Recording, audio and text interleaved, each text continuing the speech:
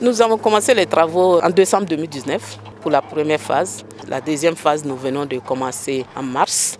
Il y avait des problèmes de financement, mais c'est rentré dans l'ordre. Le gouvernement a réagi positivement, et ce qui fait que les travaux ont repris.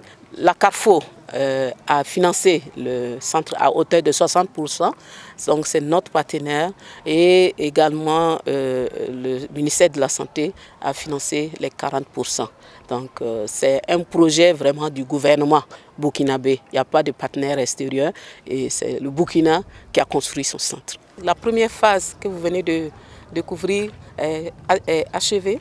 Et donc, ça a été réceptionné. Ce sont des bâtiments. Nous sommes actuellement dans la deuxième phase. Et la deuxième phase, ce sont les travaux annexes. Ce qui nous reste également, c'est l'alimentation du centre en eau, en électricité et surtout en Internet. Parce que dans ce centre, nous voulons vraiment appliquer le e-santé. Nous voulons travailler sur le dossier patient.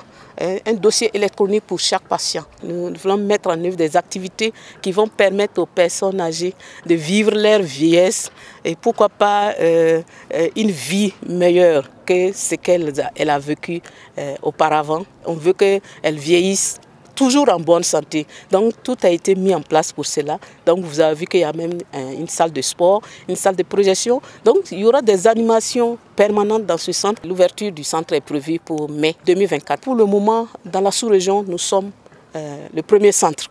Et donc le Burkina et le gouvernement, on peut être fiers de ce centre qui est en train de pousser. Parce que les autres pays sont vraiment pressés de venir partager l'expérience du Burkina pour aller construire également à leur niveau. Le gouvernement a prévu de rendre gratuits les soins de santé au profit des personnes âgées. Donc, et cette gratuité est vraiment, sera bientôt en vigueur.